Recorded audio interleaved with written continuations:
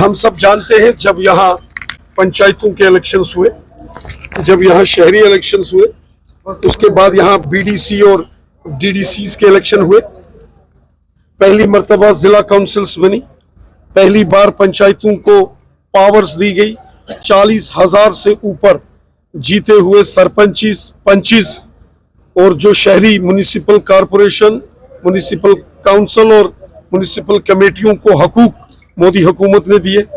मोदी साहब की पहल से यहाँ जिला जो थी काउंसिल्स, डीडीसी काउंसिल्स बनी, बीडीसी के इलेक्शन हुए। इलेक्शन जमहूरी निजाम का एक बड़ा अहम हिस्सा है, चूंकि पीछे डिलिमिटेशन और बाकी सारे मामला थे, और उसके बाद हम उम्मीद करते हैं इलेक्शन कमीशन फैसला लेगा और यकीनन शहरी इलेक्शन भी होंगे, पंचायत के भी होंगे, डीडीसी भी होंगे, बीडीसी भी होंगे, और यहाँ असेंबली इलेक्शंस भी होंगे और पार्लियामेंट के भी होंगे। जमहूरी निजाम की मजबूती बहुत जरूरी है और हम उसके पक्षधर हैं। हमने हमेशा, हमारी हुकूमत ने जमहूरी निजाम को, डेमोक्रेटिक इंस्टीट्यूशंस को मजबूत किया है। कभी कभी कुछ सिक्योरिटी रिलेटेड इश्यूज होते हैं, सिक्योरिटी एजेंसीज और सिक्योरिटी के जो मामला देखने वाले सीनियर ऑफिशियल्स होते हैं, वो हालात के मद्देनजर कुछ कभी अपनी इनपुट्स देते हैं। मुझे यकीन है इलेक्शन कमीशन जम्मू कश्मीर में इलेक्शंस को लेकर यकीनन कोई फैसला जरूर लेगा। मुल्क भर देखिए, ये वो सियासी लीडर हैं जो आजमाए हुए सियासी खिलाड़ी।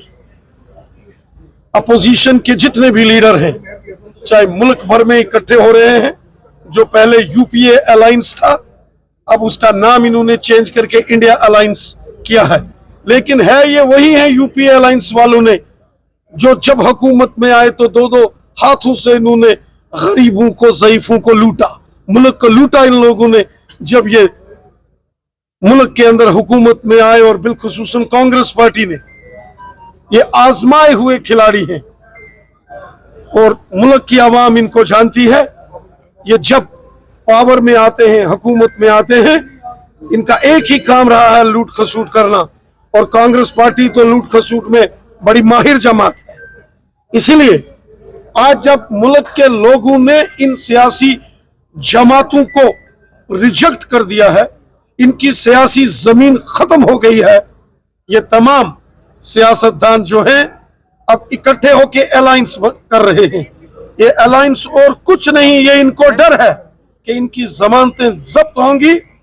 ये अलायंस कर लें, ये कुछ भी कर लें, अवाम इनको जानती है। ये लोगों के मददगार नहीं है, ये लोगों के खिदमतदार नहीं है। इन्होंने मुल्क को लूटा जब ये हुकूमत में थे। इनके काले कारनामे सारी दुनिया और पूरे हिंदुस्तान के लोग जानते हैं। रही बात जम्मू कश्मीर की, तो यहां भी गुपकार अलायंस के जो बड़े बड़े मायानाज लीडर हैं, जो कभी अपने दम पर यहां हुकूमतें चलाते थे, अपने दम पर यहां इलेक्शन लड़ते थे, आज उनमें हिम्मत नहीं है कि वो अकेले अकेले जम्मू कश्मीर में इलेक्शन लड़के बीजेपी का मुकाबला कर सके।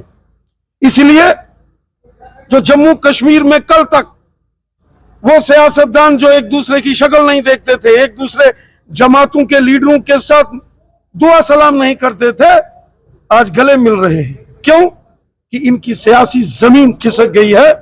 कश्मीर की आवाम हो या जम्मू की आवाम हो, इनको रिजेक्ट कर दिया गया है।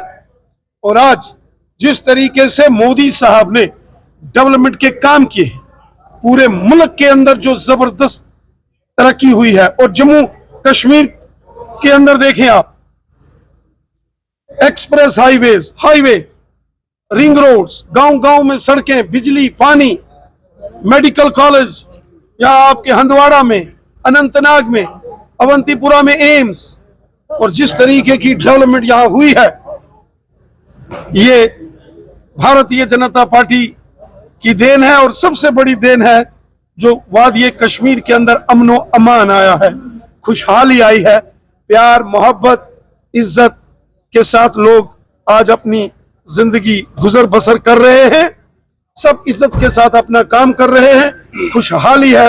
कहीं भी बम बंदूक पिस्तौल गोलियों का शोर नहीं सुनाई दे रहा, कहीं भी हड़तालों का शोर नहीं सुनाई दे रहा, सब खुशहाली से जी रहे हैं। रेलवे की 2 करोड़ से ऊपर अभी तक इन 10 महीनों में टूरिस्ट कश्मीर आया है। G20 का समिट यहाँ हुआ है, पूरा कश्मीर खुशहाल है, कश्मीर का बच्चा बच्चा खुश है, वो चाहे गरीब है अमीर है, गांव का है शहर का है, और ये सब खुशहाली ये प्राइम मिनिस्टर मोदी साहब की देन है। इसलिए जब यहाँ इलेक्शंस होंगे तो मुझे यकीन है यहाँ की आवाम दिल खोलकर भारतीय जनता पार्टी बीजेपी को सपोर्ट करेगी, अमन को वोट देगी, खुशहाली को वोट देगी, और यहाँ की जनता डेवलपमेंट को वोट देगी, और जम्मू कश्मीर की जनता बीजेपी को वोट देगी, और यहाँ बीजेपी की हुकूमत करेगी।